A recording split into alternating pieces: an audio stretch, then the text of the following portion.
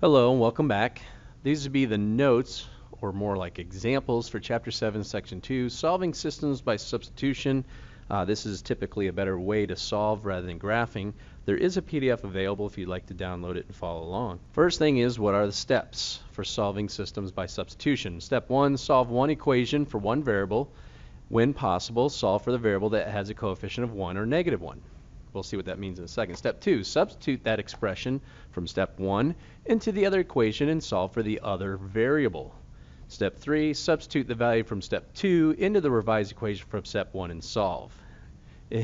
And some of you are thinking, what does that mean? Well, take a look at the system. Right now we can see that y right here is already isolated. So y is equal to all of this.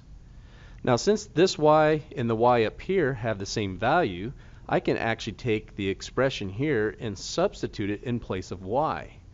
And what will happen is I'll have only one variable in the problem. So as I rewrite that equation, I have x plus 2, and then begin your parentheses.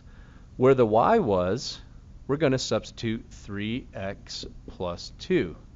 This was a y, but now I've got a 3x plus 2 in there, equals 11. And now I can use multi-step equation algebra to solve for x.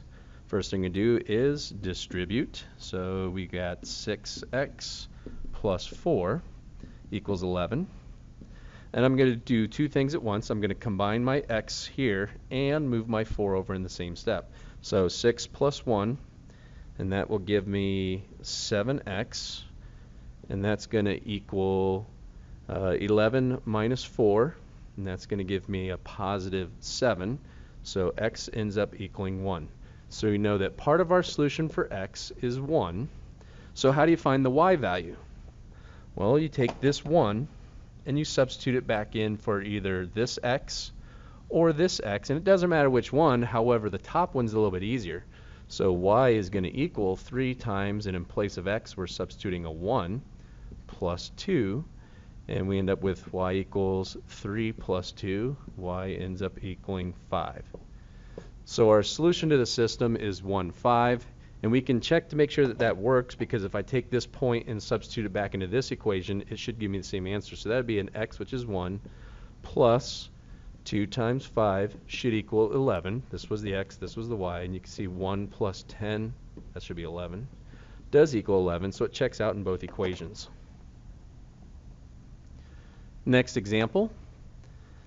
Right now we have x and y on the same side, so in order to solve or use substitution, I need to isolate one of the variables. So am I looking at the first equation? I see that this has a coefficient of 1, so what I'm going to do is move my y over to this side and rewrite that as x equals y plus 3, and then I'm going to take my y plus 3 and substitute it in place of x in the second equation, and that's what we call substitution. So in place of x, I had a y plus 3 plus 2y is equal to negative 6. And now I just solve for y. Well, I don't need my parentheses anymore because there's nothing to distribute. So y plus 3 plus 2y is equal to negative 6. Combine my y, so y plus 2y makes 3y. I got a positive 3 that needs to move over to that side, so negative 6 minus the 3 coming over makes negative 9. Divide both sides by 3, and we end up with y equaling negative 3. So we know that half of our solution is going to be a negative 3, but it's going to be a negative 3 in place of y, because that's what we have here, y equals. So to solve for x, we can take this 3, negative 3, and I recommend you substitute it back into the original equation. Don't substitute it into the equation you modified. You may have made a mistake in the modification, so you can do either one, but it's up to you. I'm going to choose this one here, so x minus a negative 3 is equal to 3, so x, that's going to end up being plus 3 equals 3, so x equals 0 when I subtract 3 from both sides. So my solution to the system is 0, negative 3. That's the point that satisfies both equations at the same time. Question 4, same thing. I see that I have a coefficient of 1 on my y, so it means I'm going to move my 3 over to the other side. So if I rewrite this equation, it ends up being y equals negative 3x minus 7. So down here in place of this, got the wrong one. Down here in place of the y, I'm going to substitute negative 3x minus 7 because they are the same y's. So go ahead and write that second equation again, negative 2x plus 4. And then in parentheses, I put my substitution of negative 3x minus 7. If you do not put your parentheses there, you will make a mistake. And that whole thing should equal 0. Now we just solve for x. Negative 2x plus, distribute your 4, negative 12x minus 28 is equal to 0. And I have nothing else to distribute here, so I can actually drop my parentheses. So I'm going to combine my negative 2, my negative 12, and that makes negative 14x minus 28 equals 0. And I could have done that in one step. So negative 14x is equal to positive 28. X then would equal negative 2. So that's half of my solution, negative 2, and I got to find the other half, which is my y value. So go back to one of your original equations. I'm going to choose this one. 3 times negative 2 plus y is equal to negative 7. So that's negative 6 plus y equals negative 7. Add 6 to both sides. Y equals negative 1.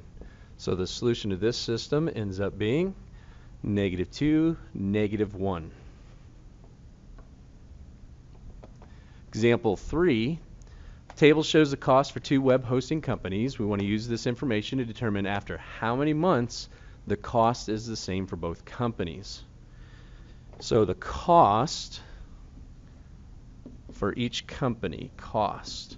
So I have cost equals. We're talking about number of months, so I'm going to let m equal number of months, and we have a setup fee. That sounds like a y-intercept to me, initial startup. So a cost per month for internet service provider is $21.95. So $21.95 times the number of months plus the initial setup fee of $10.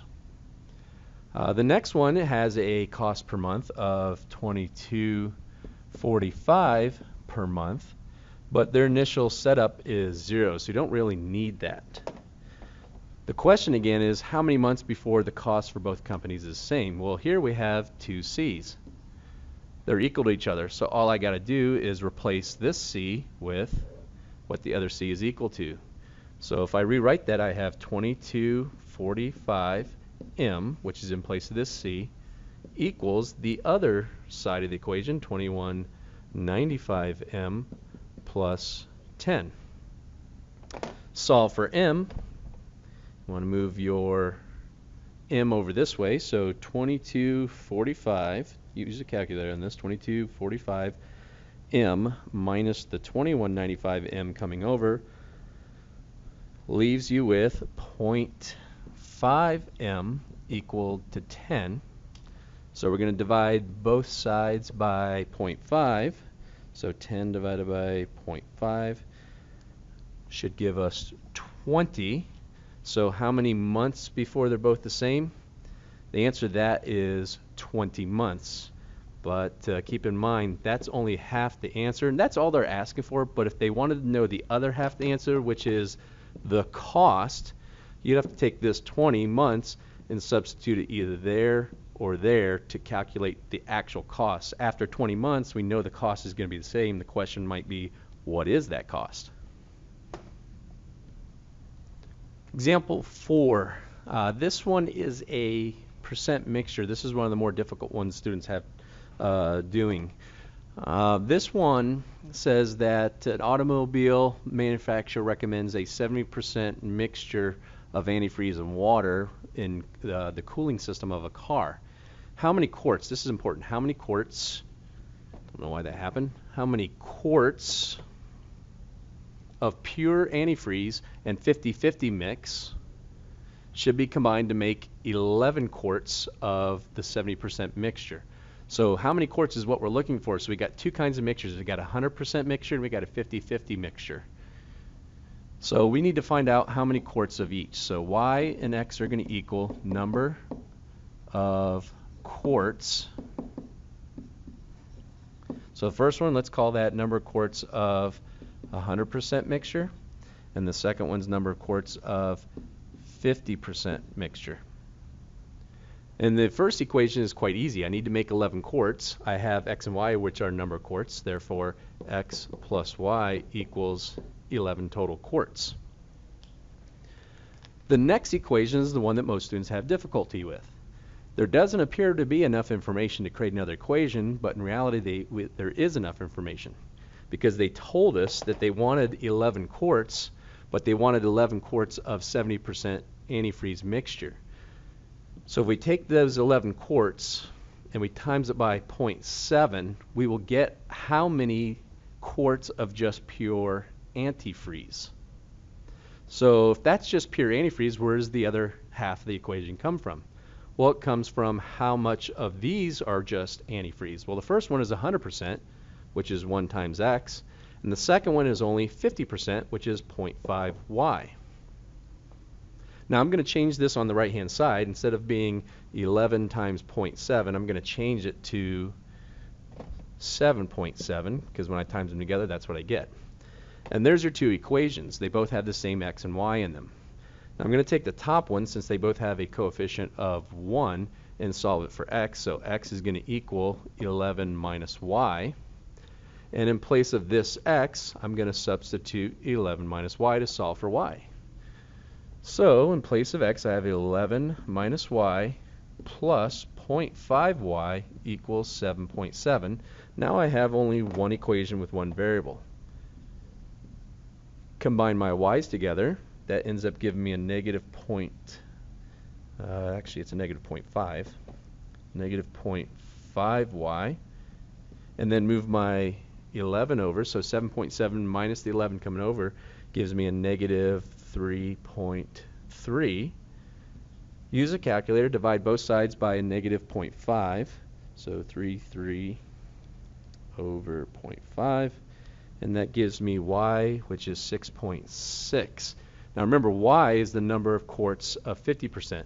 So I need 6.6 liters of the y, which is 50%. So if I put a 6.6 here and then solve backwards for x, 11 minus 6.6 gives you 4.4 liters of 100% mixture, which will still add up to 11, but it'll end up making a 70% mixture only. I went ahead and threw another example in there, just like the one before. Example 5. Dairy owner produces low-fat milk containing 1% fat. Whole milk contains 3.5% fat. How many gallons of each must be combined to make 100 gallons of 2%? So the dairy farmer actually only has two types of milk, a 1% mixture and a 3.5% mixture, but the dairy farmer wants to combine those in some amounts to make a 2% mixture of 100 gallons. So how many gallons of each? So x and y, again, it's going to stand for number of gallons. Question is, which one do I want to be? Let's see, the 1% came first, so let's call x the 1%. So number of gallons of 1%, and y is number of gallons of, what was it, 3.5%. And the total number of gallons is 100. Well, since x and y stands for number of gallons, the first equation is quite easy. X plus y has to equal 100 gallons. Now the next equation is the more complicated to calculate. We know that we have a 2% mixture. So that means that out of our 100 gallons, 2%, 0.02, is just plain fat. So what is that calculation? 100 times 2%. Use a calculator if you don't know. That should come out to 2 gallons of plain fat. So where does that 2 gallons of plain fat come from? Well, it comes from 0.01 of x and 0.035 of y. So 1% of x plus 3.5% of y gives you 2 total gallons of fat in your milk. Now you got to do is substitute. Let's say I write this for x again. So x is going to equal 100 minus y. I could solve for y, but I'm going to use x. And in place of x here, I'm going to substitute 100 minus y. So I have 0.01, And then in place of x, I'm going to put 100 minus y plus 0.035y is going to equal 2. Before I can combine my y's, I have to distribute. So 1% times 100 is 1.